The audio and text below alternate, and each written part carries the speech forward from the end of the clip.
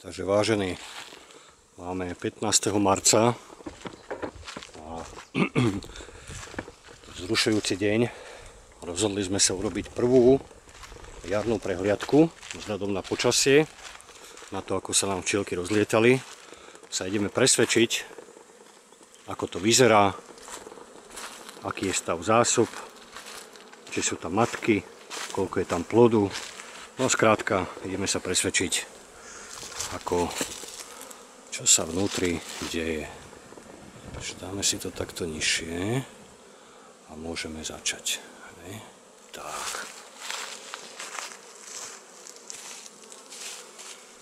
Pripravený rozperáčik, rozprašovať s vodičkou a začneme kontrolou tohto včelstva, ktoré voláme úplne jednoducho, že Sára, drž sa tu, sem poď. Máme tu aj včelárku, pitbulla, Sáru, ktorá uváľa topánočky. Musíme ho mať pod kontrolu. Sem poď, poď sem. Že ideme na to, začneme ohliadkou rodiny, ktorá sa volá jednoducho alebo teda rodina číslo 1. Aby som si to mohol aj očíslovať. Dymáčik sa nám slušne rozbehol. Tak. A ideme sa teda presvedčiť, ako to vyzerá v tomto včelstve. To skalu si dáme niekde sem. Urychle. Sme neboli nejako ďaleko. Samozrejme toto milujem, keď natáčam, šnúrky sa mi do kožu.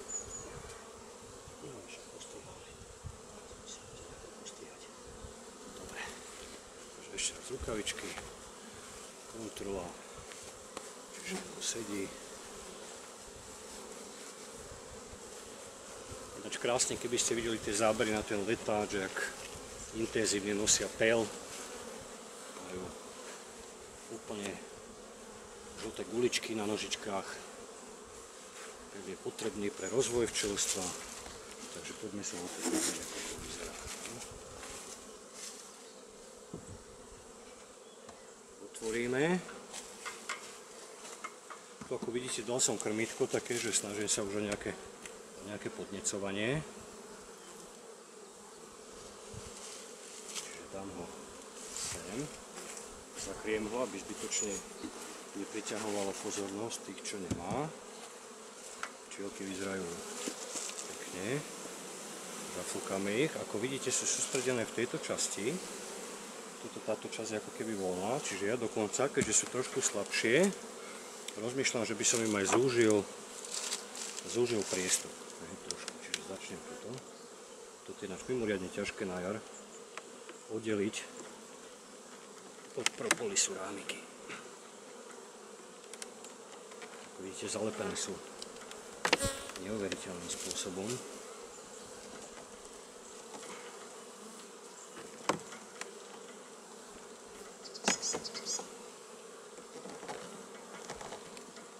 Jak sa nám jedno podarí vydolovať, už to bude lepšie.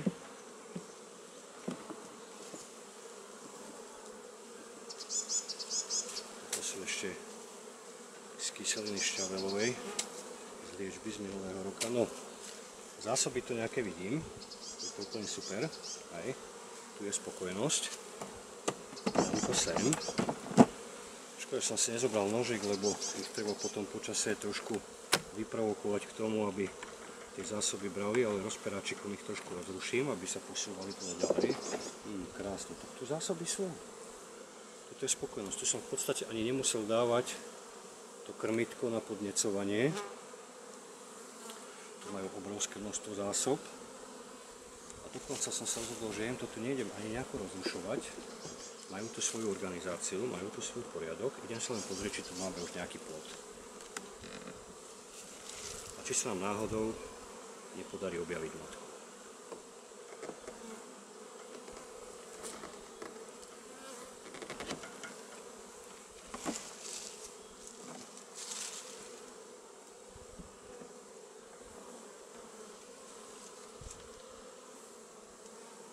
Tu je zase dosť krásne.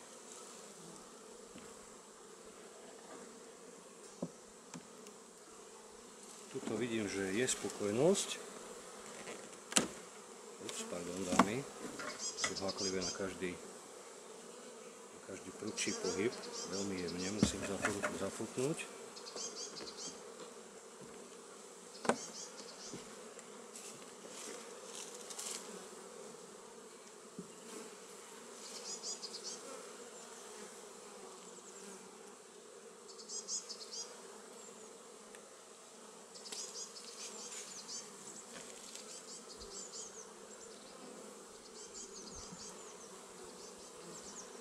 Si ďalší, zatiaľ nevidím žiaden plod.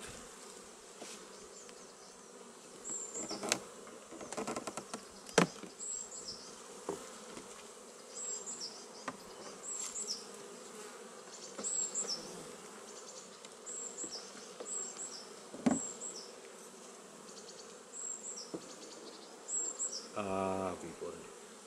Máme tu plod. Krásne. Obrovské množstvo plodov. Dokonca tu máme nakladené vajíčka, niekdy by sa tu mohla nachádzať matka. Dáme preč túto kyselinu.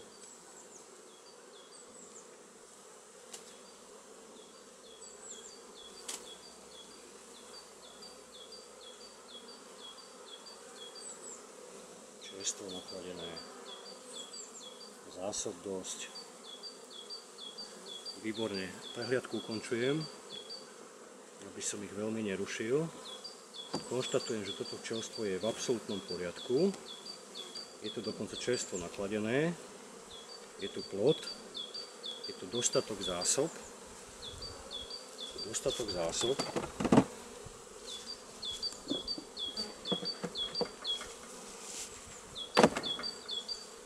Možno trošku vodičky im dáme.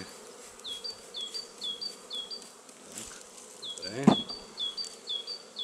Čiže tuto nejaké zakrmovanie, nejaké podnecovanie, neviem, asi s tým nejdem nejak moc. Tuto, čo je toto malé krmítko, tak to je ostane. Hej. Toto malé krmítko tu ostane s týmto malým množstvom ako sirupu.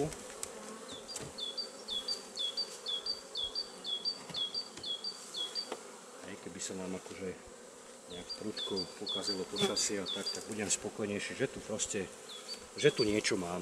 Hej. Niečo tu mám, veľa toho nie je. Každopádne podnecovanie neznamená vykrmovanie. Hej. Znamená, že trošku im tam môžem, trošku im tam paskať. Tak, stačí. Len vyslovene, aby pre pokoj v duši. Výborne.